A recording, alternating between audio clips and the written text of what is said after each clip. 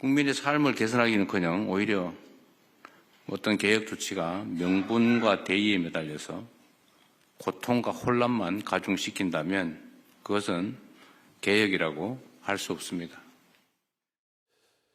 네, 검찰개혁은 어디로 가는가? 오늘 단도직 입은 정성호 법무부 장관을 인터뷰하겠습니다. 중수청은 제2의 검찰청인가? 수사 기소 분리가 지켜지겠는가? 논쟁적 지점에 대해 질문을 던지겠습니다. 네, 장관님 오랜만에 뵙습니다. 반갑습니다. 네, 반갑습니다. 예, 네. 어제 이재명 대통령의 신년 기자회견을 보면 중수청, 공소청 둘러싼 논란은 어느 정도 정리가 됐다고 봐도 될까요?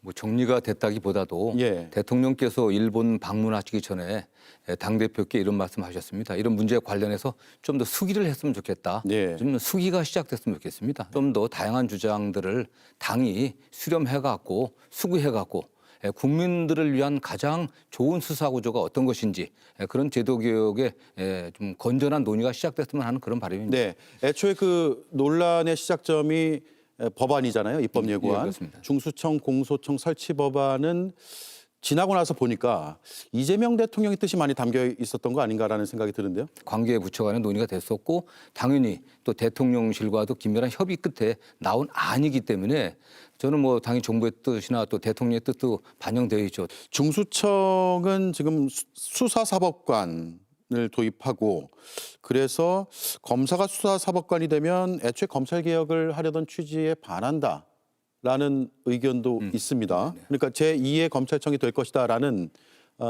그런 비판에 대해서 어떻게 답하시겠습니까? 저는 그게 굉장히 큰 오해라고 생각해요. 네. 중수청의 수사사법관은 영장 청구권이 없어요. 기소권이 없습니다. 수사권만 갖고 있습니다. 네. 그리고 거기가 그곳이 검사들만 가는 게 아니라 변호사 자격 있는 분들을 공식적으로 모집할 거기 때문에 공모할 것이기 때문에 저는 뭐 밖에 제야의 많은 변호사들 또 검찰 경험이 없는 또 검사가 되고 싶어하는 많은 또 법조인들도 참여할 것이고 경찰 내부에서도 변호사 자격이 있는 경찰관들이 꽤 됩니다. 이런 분들도 참여할 거기 때문에 무슨 뭐 제2의 검찰청이 된다고 하는 것은 기우다라는 생각을 갖고 있고 네. 검찰과는 전혀 다릅니다. 예. 그런데 공소청은요, 그러면 공소청은 기소를 하죠. 공소 유지를 하고요. 네, 그렇습니다. 그런데 보안 수사권을 주자. 네. 이런 이야기가 나왔고 어제 이재명 대통령 기자회견에서도 일부 그런 내용들이 있었고 그러면 사실상의 수사권을 갖게 되는 것 아니냐. 즉 수사와 기소의 분리라는 대선 공약과는 다른 것 아니냐. 이렇게 생각이 들 수도 있거든요. 저는 그 점에 있어서 상당한 오해가 있다고 생각합니다. 예. 검찰 수사권의 핵심은 검사가 언제 어떻게 누구를 수사할지 어떻게 수사를 개시할지에 대한 전권이 있었던 겁니다. 수사 개시권이거든요. 이제 검찰이 그렇게 수사를 개시할 수가 없습니다. 보안 수사에서는 수사의 방점이 있는 게 아니라 보안의 방점이 있는 겁니다. 네. 1차 수사기관들 경찰이든 국가수사본부든 중수청이든 1차 기관의 수사가 한 점 오류가 없는 무오류로 완결된다고는 장담을 할 수 없는 거 아니겠습니까? 거기에 부족한 점이 없는지, 공소유지에 필요한 증거가 확보되어 있는지, 또 그 과정에서 어떤 억울한 사람이 없었는지 이런 것들 한번 보자는 거거든요. 네. 그걸 어떻게 보완할 것인가.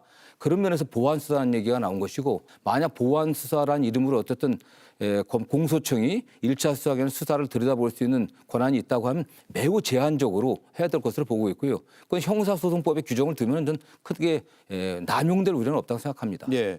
아마도 여러 비판이나 반대 목소리가 나온 것은 이번만큼은 검찰 개혁을 완수해야 된다라는 절박함 때문이 네네. 아닐까라는 네. 생각이 들어요. 네.